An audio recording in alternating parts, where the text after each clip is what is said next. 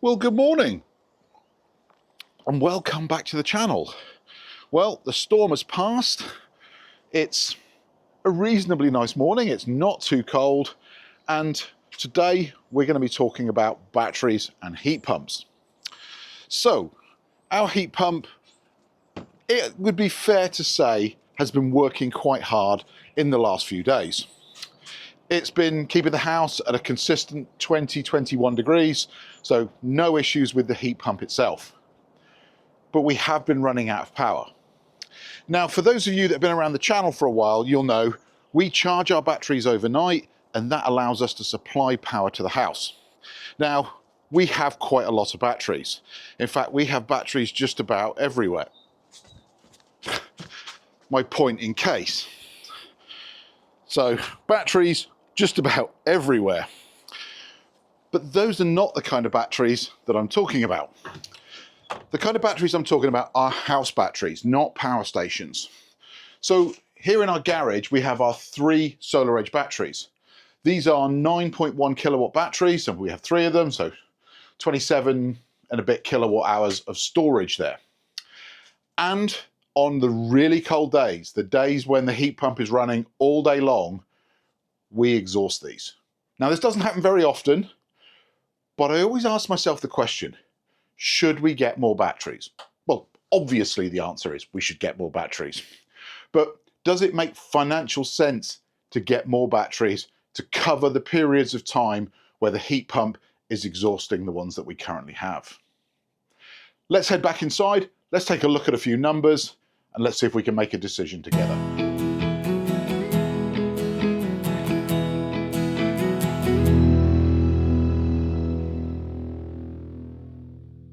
So it's the question I get so often in the comments of videos, is that I'm about to get a heat pump, I already have solar and batteries, will my batteries be sufficient to cover my usage? And my answer is, how can I possibly know? You need data. So what I actually did was looked at my own system, because just in the last couple of days, when it's got really cold, we ran out of battery power. And we started importing at peak rates. So I went back through the last 12 months of data to look at it and see, does it make financial sense to add more batteries? So for those that are new to the channel, let me give you a quick update on how my system normally works. So we have solar panels, we have battery systems, and we have a heat pump. The batteries generally in the winter charge overnight on cheap rate electricity, in my case on Octopus Intelligent Go. They fill up, and then during the day they slowly discharge into the house, and the heat pump just draws load just like the rest of the house. So as the heat pump needs power, it is supplied from the batteries. That means we can run our heat pump for the vast majority of the time at about 7 pence per kilowatt hour. And, if we get the odd bit of sun in the winter, then that solar power obviously goes into the batteries or supplies the heat pump directly. And the batteries usually carry us all the way through the evening, right up until that cheap rate electricity becomes available at 11:30 at night. And most days, this works exactly as we intended it to. Now, let me show you a couple of graphs. We're going to look at 2 different days, and these all were within the last week. So these are January winter days. It's been pretty cold here in the east of England, and we've seen nighttime temperatures down as around about -6, -7, and we've seen daytime temperatures sometimes not creep above -2. Now, winter days demand more heat. It makes sense, doesn't it? You want your house to be nice and warm during the winter. My wife and I both work from home, so we want the house to be at a nice temperature when we're at home. So we charge those batteries up, and they slowly but surely discharge. And if you look at the bottom graph here, just the simple blue line graph, you'll see starting at midnight there, the batteries charge up. They charge up to 100%. They stay there until 5:30 in the morning when the cheap rate energy ends. And then they slowly decline all the way through the day. In fact, on this particular day, at a very consistent rate, all the way down to 11:30 at night when they start that charging cycle again. So that's a normal day. That's a day where the system is able to supply 100% of the power that the house needs, and we don't need to worry about importing any peak rate energy. In fact, on that particular day, if you look at the graph above where you can see the orange and the blues, the orange are obviously when we're importing from the grid, so that's the cheap rate periods, and it's a bit up and down, but that's because different things are charging at different times. And then during the day, it is mostly blue. You can see the odd little peak of orange, and that's generally when we turn something on that uses a lot of power and it has to import a little bit from the grid while the inverters ramp up to be able to supply that power. But for the vast majority of the day, we're supplying that energy directly from our batteries. Now, let me show you a different graph. This is just a day later. So again, looking at the bottom graph to start with the blue line, you can see it charged up to 100%. It stayed there until 5:30 in the morning, and then it started to decline. And there are a few more bumps. It's not quite as smooth as it was the previous day, but we ran out of energy at about 7 p.m. The batteries were completely exhausted about 7 p.m. and that meant we started to import from the grid. And again, if you look at the orange and blue graph above, you can see there that at about 7:30 at night, we started to move from blue to orange, which means we went from stored energy to importing energy from the grid. And the reason for that was it was significantly colder that day. In fact, I don't believe the temperature got above about -2 the whole day. There was a wind, which actually made it feel an awful lot colder. So we used up the same amount of energy that we did the day before in a shorter period of time. Now, you could look at that and say, well, if we had bigger batteries, then we could cover that period between, in this case, about 7:30 in the evening, all the way through to 11:30. If we'd had another 10 kilowatts of storage, then we wouldn't have needed to import that energy from the grid at peak rate. So how often does this actually happen? Well, obviously, I'm not a weather forecaster. Sorry, a meteorologist. They don't like being called weather forecasters anymore. I'm not a meteorologist, and all I can do is look at historical data. And again, historical data is not a prediction of what will happen in the future.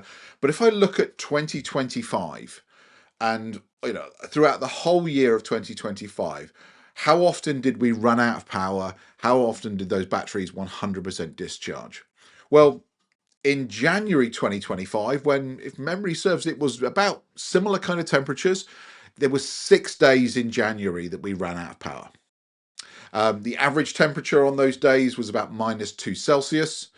And then if we look into February, there were 3 days in February. The actual temperature in February was colder. It was the average temperature of those days was -3. Now, that means in the whole of 2025, we only ran out of energy on 9 days across the entire winter. We never ran out in November and December. It was only in January and February that we ran out of power. So if we take the total amount of energy that we were forced to import because the batteries ran out, that comes out at 143 kilowatt hours.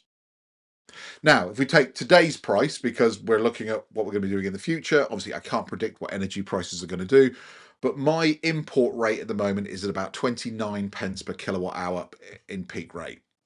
That means for that 143 kilowatt hours across January and February of 2025 at current prices, it would be about £41. Now, £41 for 9 days of evening energy is a lot of money. Don't get me wrong, I'm not particularly happy about that. So let's take a look at what more batteries would cost. So we'd need to size the batteries for the worst case scenario. But we're only importing, on average, about an extra 9 kilowatt hours a day. So we'd need about one more of those solar edge batteries. Now, unfortunately, that solar edge system can't take another battery, so we'd have to use a different manufacturer, a different type.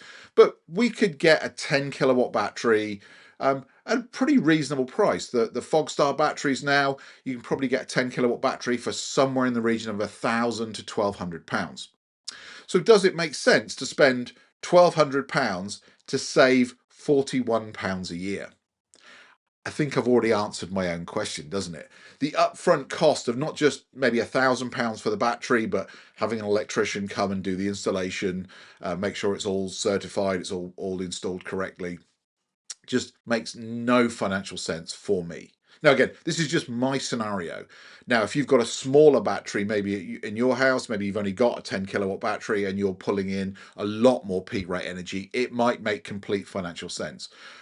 But data is king here. Data is what is going to tell you whether or not investing in that battery makes sense. Because for me to save £41 a year just doesn't make sense at all. I might as well just forget about it, stop worrying about that peak rate, and I find it really hard to say this, not buy any more batteries.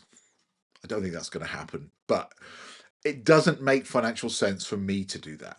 But again, in your case, you really need to look at what happened across the course of a whole winter.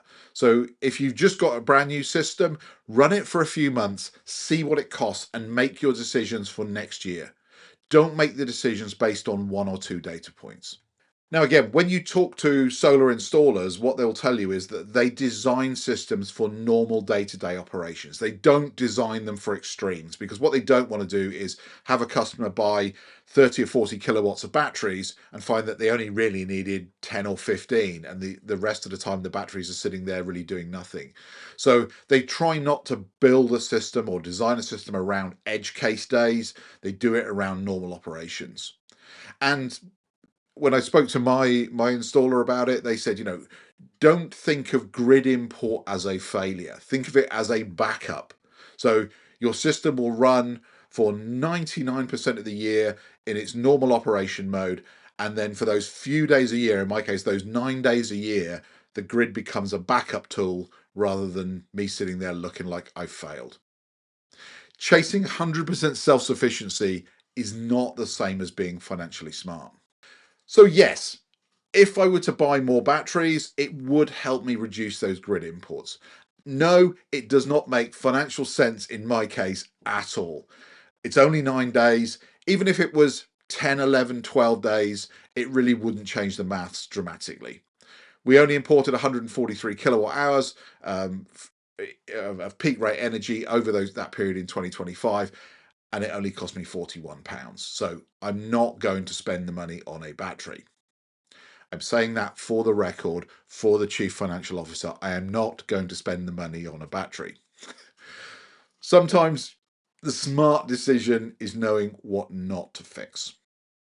Anyway, I would highly recommend, if you are thinking about buying an extra battery to add onto your system, that you do the calculations yourself. Work out how many days there were the worst case scenario for you, and then figure out, does it make financial sense to buy another battery? Anyway, I hope this has been interesting. If it has, a like and subscribe would be greatly appreciated. And if I'm lucky, I'll see you back here real soon for another video. Take care. Bye-bye.